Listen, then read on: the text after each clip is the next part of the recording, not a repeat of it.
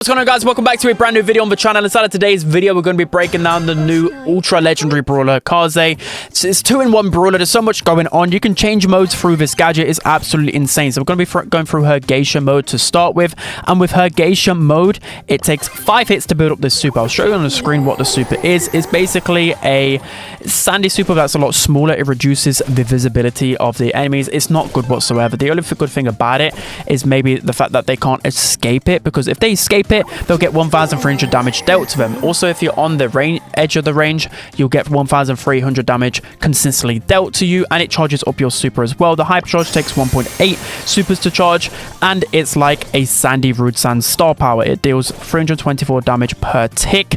It's an okay super. I don't think it's really the best, but you got to go through her star powers. And so star powers number 1 is every single time you hit somebody in your strike spot, you will slow them down for 30% for 2.5 seconds. So that's decent. It will help you charge back your super a little bit more effectively, but I don't think it's that great. But gadget number 1, it gives you a movement speed buff, 30% extra movement speed for 2.5 seconds. This can be boosted by another star power, but it can be very useful. So now star power 2 and gadget 2. Star power number 2, it removes 34% of the enemy's ammo inside of this Geisha super, which is really good in my opinion. It can help you in those clutch 1 versus 1s.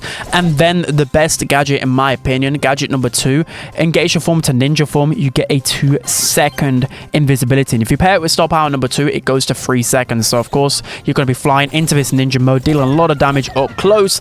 I think this is definitely the best combination. So if we're looking for the Geisha perfect build, especially if Geisha is actually broken in the live build, you want to be using star power number 2, because I think removing the ammo is going to be really clutch, especially for an assassin. And then invisibility as well. The extra movement speed is pretty good, but just being invisible, being able to spam that every 6 seconds is kind of crazy. Let's talk about Kaze's second form, which is ninja form. Every time you press the gadget, you change your form, and the ninja form has a very similar range to Chuck. I could hardly find any other comparisons, because every other mid-range brawler or any brawler with any type of projectile just outranges Kaze. The super as well will deal a ton of damage, 3,000 damage per marked enemy, and it will explode after 3 seconds. So pretty decent super. The super charge rate, it charges faster the closer you are. So at maximum distance, it will take 5 pieces of ammo. Up close, 3 pieces of ammo, which is pretty decent. The hyper charge as well, it will charge around just less than 2 supers. So the hyper charge itself, it instantly kills people below 3,750 health, which is a pretty decent. I think there's a lot of damage potential here with this ninja mode, but again, you're very limited in range, and the reload speed isn't the greatest, so you got to bear that in mind. So star power number 1 is that well, it's like a radius, right? So you can see only one of these bots was marked, but it also deals a lot of damage to people around them. I don't think that's going to be effective whatsoever. And then gadget number 1 as well, that was star power number 2, but gadget number 1, it will heal you for 30% of your maximum health. So that's pretty decent. 2,280. I think that's going to be good for survivability, but I think I prefer the other star powers and gadgets. Now let's move into the star power 2 and gadget 2 in ninja form. So with star power number 2, it increases the duration of your gadget by 50%, I believe. So if you go for gadget number 2, which is the invisibility, it's going to go from 2 seconds to 3 seconds, which is pretty good. And then if you're using gadget 1, you just get an extra second of movement speed buff, which is pretty nice. And then with gadget number 2, when you're going from a ninja to Geisha form, you're going to dash forward, which I really like. That kind of combination with the dashing, going invisible, is going to be really clutch in those certain situations. So if we're looking at her best build overall, then we're going to go for gadget number 2, just because of the invisibility. For 3 seconds, it's going to be absolutely insane. I just love invisibility in Brawl Stars. And then the dash forward as well is going to be pretty good. I still think gadget number 1 is still going to be good with the movement speed buff and the extra bit of feeling. You know, this well could be the better gadget overall, but I'll be testing out this one a lot more because of the invisibility.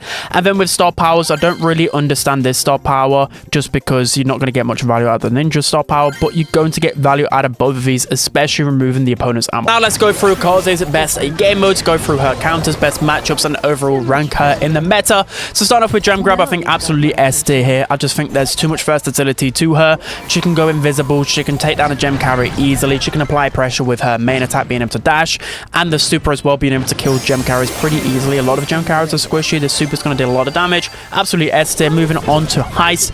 I think it's definitely going to be a bit of a weakness for her. She's just not good at dealing a ton of damage to the safe. She hasn't got high DPS, so definitely towards like the C tier, maybe even D tier there. Bounty, I think it does depend on the map, on those type of layer cake maps, or maybe even dry season hideout. I think she will be pretty strong, so I'm going to say like B/A tier. And then moving on to Brawl, I think a big weakness will be the tanks, but I'm still thinking S tier just because of how strong she's going to be in the meta. Absolutely busted. Hot Zone as well, no debates here, has to be S tier. The versatility again reminds me of Juju being able to just be the master of everything, in a sense, just being able to be good at everything. So many different good matchups she has, with being able to switch modes every 6 seconds is just busted. So absolutely S tier here.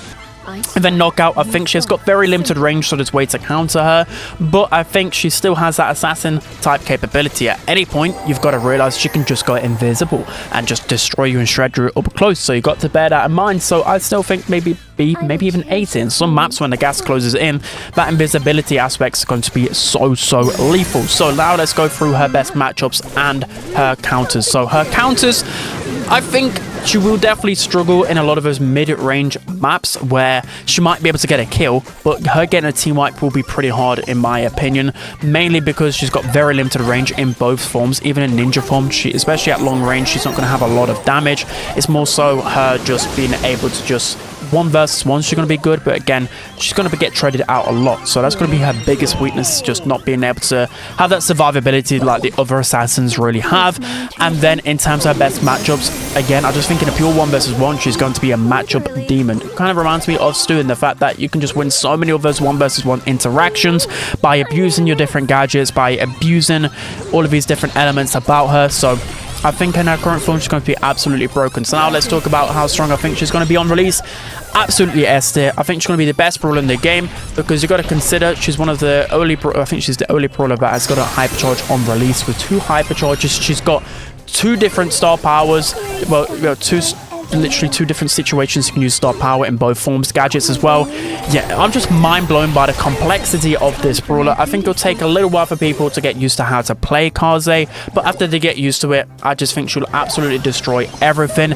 You've also got to remember in ranked as well, it reminds me of certain brawlers, you know, certain brawlers when they have like 2 good gadgets and 2 good star powers, you can just switch. So for example, I don't know, like Piper, you know, if you're facing off against assassins, you can switch to the knockback, and then longer range maps you can switch over. Those type of brawlers are really strong in draft, and you think like Kaze is literally a 2-in-1 brawler. So if like one of your modes, for example, I know both of them are very limited in range, so they kind of have similar counters, but if you're in the Geisha mode and you're getting countered, well, you can just switch over to ninja mode more often and just dominate that way. So it's going to be really hard to counter a type of brawler like this.